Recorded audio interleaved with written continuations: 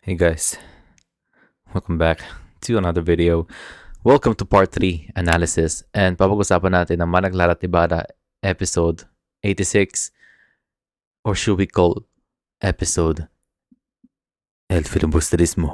Welcome to El Filibusterismo. Nandito na tayo ngayon at nagsimula tayo. It feels like nasa prologue tayo ng El Filibusterismo base sa abangan dahil hindi pa nangyayari yung bangkasin na yun. Pero wow, what an episode. Ang sabi ko sa honest reaction ko, sabi ko, it feels like I'm watching the first 2 episodes of Clara at Ibarra ulit. It feels like everything is new. Everything has a new, we are now in a different status quo. And it feels like we're watching a second season of Clara at Ibarra. Now, narinig ko, we only have 4 more weeks left sa Clara at Ibarra na to. Which is something that, okay, well, fine, okay, 4 more weeks left. Pero I wouldn't be surprised if sasabihin nila, joke, hindi 4 more weeks left. Actually, we have 2 more months left.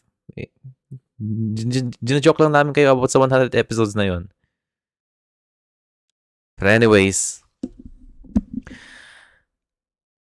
wow. We started with a cold opening. Okay, itong pinapanood kong version na to, parang kinat na siya mismo ng GMA. So, hindi ito yung parang live na full-blown version ng show. May mga kinakat sila dito. Hindi ko alam kung kinat nila yung nakaraan or basically we have this cold opening. And cold opening is something na, diba, usually we see the intro, we see the nakaraan, and then we see the entire episode. May tinanggal sila sa part na to na parang sinira yung expectations natin and instead magtataka tayo, okay, walang nakaraan, ano meron dito? It means something big is going to happen. And when it comes to something big, something really big did happen right here. Ang cold opening nito started with Fidel with long hair. Clearly, we started with the idea that after 13 years, what this scene was able to achieve is that one, sinagot yung mga tanong ng mga taong hindi nakabasa ng libro. Sinabi ni Fidel, makalipas ng 13 taon, kayo pa rin nasa isip ko, binibini. So, parang ganon, somewhere along those lines. So, in-establish na, El Filibusterismo happened 13 years after No Limitangere. And it shows a very different Fidel. What this thing establishes is that, okay, if itong itsura ni Fidel, hindi na siya yung nakasuot na parang mala businessman na ilustrado and stuff like that. If ito yung itsura ni Fidel, then what other change are we going to expect for the other set of characters, diba? This is simply an amazing opening for the El Filibusterismo story. Kasi we do know na after 13 years, the Clyde thing is still in there. Mahal pa rin ni Fidel si Clyde after 13 years. 13 years is a huge year. There's a lot of things that can happen in 13 years. Pero inisip pa rin niya si Clyde. So, we do know na mahal pa rin niya si Clyde. We don't need the flashbacks. Pero nandiyan yung flashbacks. And wow, what a good start. And then suddenly, may mga Guardia Civil sa likod niya. Huli na dapat siya. And I was like, okay. Huli na siya. Huli agad. Pero boom!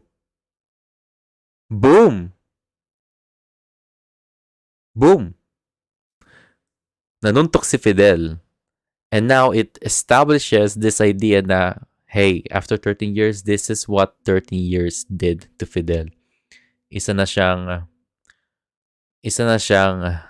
Pedro Penduko. Isa na siyang martial artist. He can compare this Fidel to the Fidel that we saw yung nakulong siya sa No Limitangere. this is clearly a different Fidel. Kaya na niya, he can now,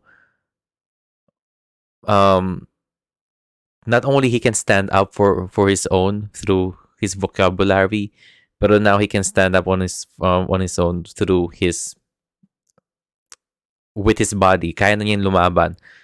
Mano-mano pa, walang baril. So that's really awesome to know. So at least we do know na this Fidel right here is a war experienced Fidel. Isa na siyang veteran na Fidel. So a very interesting take on Fidel. Something that I wasn't expecting. If you asked me 1 month ago kung saan papunta yung Fidel character. Pero this is a surprise that is very welcoming. I like this change to Fidel. It is consistent with the Fidel character that we know sa kung paano siya magsalita and his love for Clyde. Pero this is totally a different Fidel. So that is really, really awesome. Which means he is now more capable of doing other things. So I simply love that. Another big change here. I believe na ito na yung twist na sinasabi ng mga tao for the longest time. One of our viewers actually mentioned this to me. Elias is back. Buhay si Elias. It's funny. One day before kumalat yung spoiler na yon, okay, may isa daw, mayroon daw isang YouTuber na nag-spoil na yon para daw sa clout chasing and stuff like that. Problema na nila yon. Pero, one day before na-reveal na si Elias ay buhay,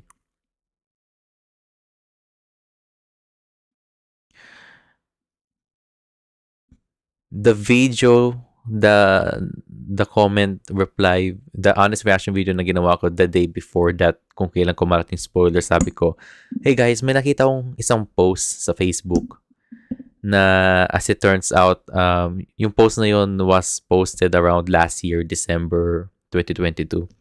Yung post na yun na it's about, sabi ko, hindi ako sure kung gaano ka-legitimate yung story na to kasi it's a Facebook post.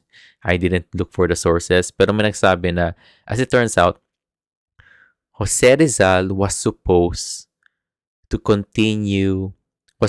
make a trilogy for No Limit Tangere. And he wanted Elias to be the star of El Filibusterismo. He wasn't planning to kill of Elias because as it turns out, Elias is Jose Rizal's favorite character, I believe. He wasn't planning to kill of Elias in El Filibusterismo. Kaya kasi natatakot lang siya na baka hindi niya maisulat yung sequel na libro, which is El Filibusterismo, kaya pinatay na niya si Elias. Kaya nangyari, Ibarra molded into this kind of Elias character para sa El Filibusterismo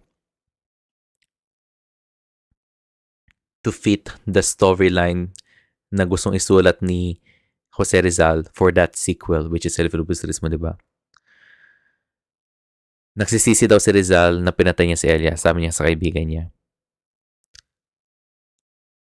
Now, what the writers did here, they tried to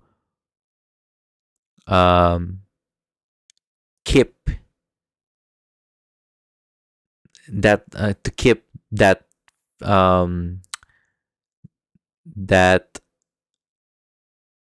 potential dream of Rizal of having a role for Elias El Filibusterismo mismo. Kaya itong ginawa ng mga writers. They decided to follow that thing na gusto ni Rizal and they decided to keep Elias alive. This explains why, kung bakit, ang sabi ko, parang biglaan naman yung after natin makita si Elias dying because of his wound and Clyde being there, diba? Clyde being there, sinasabi niya, okay, Elias, mamamatay ka talaga unless daling ka namin sa ganito, ganyan, bigyan ka namin gamot. Through Clyde being there and through Clyde's lines, parang it was kind of confirmed na it assured to us na mamamatay nga si Elias. And then suddenly, our next scene of that forest is nasusunog na yung bangkay ni na Elias and Sisa. which is something na hining na utos or last dying wish ni Elias kay Basilio na ilibing yung dalawa nilang bangkay at sunugin. Nagkat tayo sa nagkat tayo sa forest na yon, nakikita na natin susunog na. Okay, so we just assume na yung nga si Elias, pina-follow na lang yung libro. As it turns out, pinakita dito, he survived. He was able to survive, and now we have this version of Elias na ang pangit ng wig at ang pangit ng bigote. At least for this scene right here. Literal pangit. Like, dude, kahit anong tingnan mo dito, ang pangit ng itsura ng kanyang wig and everything. Pero, he looks great though sa last scene, sa episode. He looks great. Everything looks great now in there. Ang pangit naman yan, no? Parang pininturahan lang. Pero he looks great doon sa last scene na yun. Ang episode. With that being said, this is a dynamic that I wasn't expecting. I believe nobody expected seeing a team up between Fidel and Elias in an El Filibusterismo story. Out of all the theories na nandyan, parang I feel like no one made a theory about these two helping out together. Kasi I believe na itong artista na to, he has a different show na he is reading those lines. So people just assume na he already moved on from the Elias character, pa rin na si Elias kasi he is now reading a new script. What people often forget is that yung mga artista sa show business, they do multiple projects simultaneously. Hindi ito yung parang, okay, pagkatapos ng isang project, tapos na ako, gawin ko naman itong isang bagay na to. Tapos na ako, gawin ko naman itong isang bagay. No, they do projects simultaneously and stuff like that. Gaya ng ako. I mean, I do YouTube, but at the same time, I'm a student and I'm a worker. So I do all of those things simultaneously. Kaya people just assume na, hindi, may iba na siyang project, he already moved on. No, it doesn't work that way. So, ginawa din niya yung perception na yun eh. Kaya akala ng mga tao ganun. Kasi nakita ko, nag-post yung asawa niya yata, nagbabasa siya ng screenplay para sa next project niya, diba? Kasi I think he's going to be the lead of that project. Pero wow, what a surprise this is. This is amazing. We already saw the Ibarra and the Fidel relationship in Olomitangere. Now we are going to see the Elias and Fidel relationship right here. And I wonder how they are going to move the story forward with these two characters, because there's a ton of potential with both of them, given that based on this scene, both of them are very experienced. They know how to handle a gun and they are on the same fight. And knowing na yung ang taong nagbibigay ng baril sa kanila is this mysterious person, is Simone, which is their other friend in the past, then wow, it really speaks a lot. I wanted to see a scene of the three of them together again, sharing one frame. I wanted to see that scene someday in the future. Magsama-sama sila, mag-bolt in, maging Voltes 3 sila. Patay nila si Padre Salvi. I want that. Give me that show, GMA. Alright. So let's move on from here. Amazing introduction for the Elias and the Fidel character. That's why we got the cold opening. We got this flashback right here that work pretty well. It's short but sweet. It gave us the main purpose. Ang baduy lang, I think, yung gunshots dito. Yung delay ng gunshots, pati yung sound. I do think David is very good when it comes to the love story stuff. Okay, when he is like the leading man, and then when it comes to romance and stuff, he is very good at acting. Okay, but I don't know. Hindi ko ramdam yung performance na dito bilang isang I mean, his action scenes were amazing, pero on how he delivered the lines here, I think it could have been better. Okay, again, this is honest reaction, transparency, no bullshit. Pero that's what I felt. I think they should have reshot at least this scene. He could have delivered the lines way better. Pero hey, this is still an amazing scene nonetheless. And now let's move on from here. Again, tinirize ko bakit may time freeze dito. Hindi ko alam kung ano ibig sabihin nito. As it turns out, there's not a lot of meaning sa time freeze yata so far. Um, the main purpose of the time freeze within the context of this episode is that para lang makuha ni Clay yung damit ng babae na to. And then, nasira yung rule ng time freeze na yon. Nasira yung within the rules of the boundary of this world. Nasira yon dahil lahat nakastop pero may dalawang tao naglalakad. Like, that doesn't make any sense. Yung dalawang tao naglalakad dito.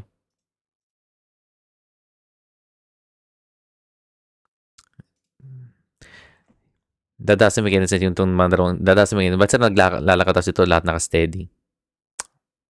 Parang nasira yung kind of rule about the time freeze to begin with. Pero um, I think what they did here, they just made it that way para lang makuha ni Clyde yung damit na to.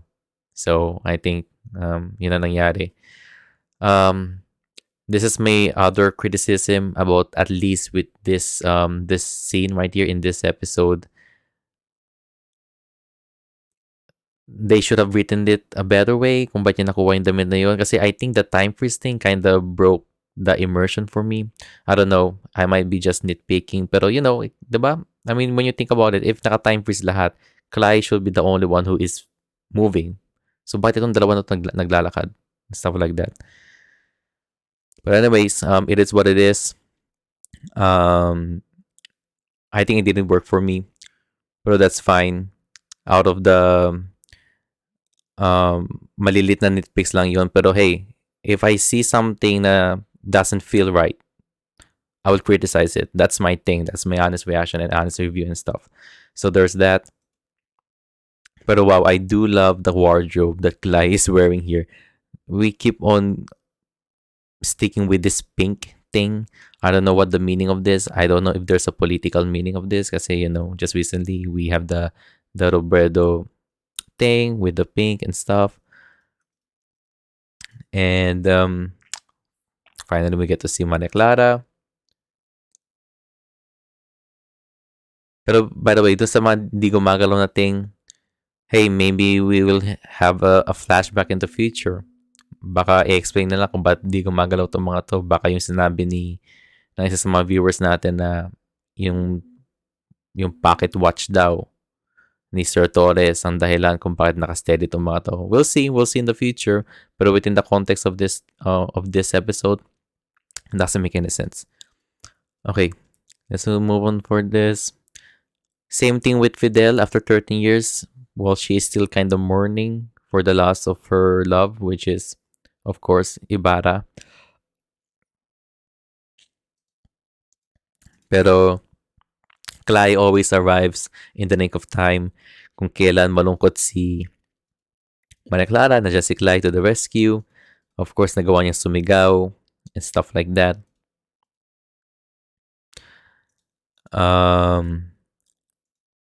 I think what's important here is that at least alam na ni Clara na Clay might be still around.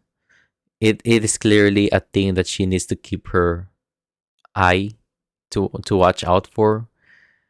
So I'm really curious, super curious about that. She did try to question her sanity sa madre, yung habang nagdadasal siya, di ba? Pero it feels like na, again, at least we now know that after 13 years, Clara is at least aware that there's a possibility that Clyde is out there somewhere.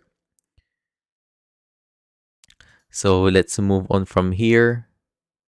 Actually, I want to go back to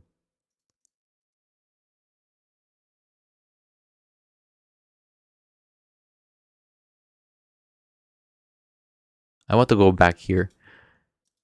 I simply love Simone. Um,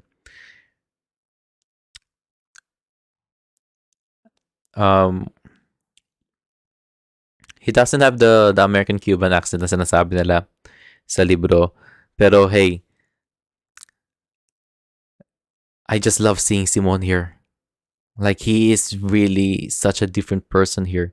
We saw that in that scene last week kung saan tinutukan niyang baril si Basilio. I still said na it doesn't make any sense kung bakit niya kailangan tutukan ng baril si Basilio. Pero that was a thing. Maybe that's for the dramatic effect. Pero it's nice knowing na at least Simon tried visiting the convento ng Santa Clara para makita niya si Maria Clara, di ba? Pero again, there's another obstacle with this. Kung hindi padre ang kalaban ni Simon, nandiyan naman yung mga madre, di ba? And wow, again, the wardrobe looks amazing here. I love it. And I wonder what is the next move na gagawin ni Simon mismo just to get Maria Clara back. At least within this context, since nakausap niya yung madre, alam ni Simon na buhay pa si Maria Clara. So that is indeed important. Ang tanong, makikita ba sila in person? So there's that. Um, Probably the most heartbreaking thing about this is clearly the tragic fate of Kapitan Tiago, di ba? The first time na lumabas si Kapitan Tiago, akala ko siya si Piloso Potasio. And now, kung napapansin niyo, lagi ko nalilito sa dalawa na yan. Kasi parang nag-rhymes yung pangalan nila. Much worse, si Kapitan Tiago, kamukha na niya si Piloso Potasio without the head thing. Pareho pa kulay na damit nila. So parang yung mga wardrobe dito, pinagtitripan yata nila ako. Alam nilang, uy, si Jasper, kilala mo yun? Yung nagre-react sa video natin. Nalilito yun kay Piloso Potasio, pati kay Kapitan Tiago. Gawin nating si Kapitan Tiago mukhang Piloso Potasio para lalo siyang malito. Nakikita ko kayo, guys, ha? Nakikita ko kayo. Alam ko na yung mga plano nyo para lituin nyo ako, ha? But anyways, this is simply tragic. I remember when I was watching Mana Clara Tibara, I have like zero knowledge kung ano nangyari kay Kapitan Tiago. And then one of our viewers mentioned in the comment section na Kapitan Tiago's fate was very tragic because after knowing na hindi niya anak si Maria Clara and after knowing na Maria Clara went to the monastery, naging addict si Kapitan Tiago and naging babad siya sa opium. And back in the day, opium was like the main drug during this time na dala ng mga Chino, di ba? Kaya there was this thing, the opium wars, I believe, sa China. With that being said, this is really saddening kasi there was this point in this episode na parang akala mo, yes, nagigets ni Kapitan Tiago, nagigets niya yung sinasabi ni Clyde, ini-spoil na ni Clyde yung storya ng El Filibusterismo. Kapitan Tiago needs to do something. Nakikita mo sa mga mata ni Kapitan Tiago lumiliwanag na it kind of felt like Kapitan Tiago has to do something for her daughter, diba? And then after Clyde mentioned Ibarra being alive, tumawa siya. Nabaliw na siya. And at that point, clearly, Kapitan Tiago isn't going to be in Clyde's team para iligtas si Maria Clara mismo. Diba? Kind of feel like Kapitan Tiago is now going to be the Sisa character for El Filibusterismo. And I kind of feel like Clyde might go back to Kapitan Tiago from time to time to take care of him. I don't know if we have enough episodes for that kind of scene. Pero we now do know na Kapitan Tiago is in a much darker place compared to what he experienced during his time in Noli Me Tangere. Everything that happened in the last few episodes in Noli Me Tangere really broke him. And this is the result. He became depressed, and it shows with the help of writing ni Rizal, in expose ni Rizal sa taong bayan na, in a time where people don't talk about depression, di ba? Kapitan Tiago is the perfect example of that. The perfect symbolism of what a very depressed person looks like, di ba? I mean, we have the Sisa character, but um that's like it's more related to like to some kind of mental illness. It was something na out of control ni Sisa. Pero Kapitan Tiago, it was Kapitan Tiago's choice to get to abuse opium. Kaya when you think about it, he is like super depressed. So I wonder how they're going to approach Kapitan Tiago's storyline after this. Um, let's move on from here. Alam na ni Padre Salvi na hour na hour si Padre Salvi. Man, talaga, kulang siya sa tulog. Ano mo pinagagawa nito? Parang after 13 years, bro, puyat ka pa rin. Ano trabaho mo? Call center agent ka? Ah, pero puyat pa rin siya after 13 years. And he now knows, at least aware na Clyde is back. And Clyde is basically like the biggest opponent kay Padre Salvi when you think about it. Clyde has been always the person who always tried to fight back whenever Padre Salvi is trying to do something snaky, di ba? So there's that. Now, it can only mean one thing. Pretty sure Padre Salvi will start making new plans in order to take out Clyde. Kasi Clyde is going to be the key para makalaya si Maria Clara sa kanyang kulungan, di ba?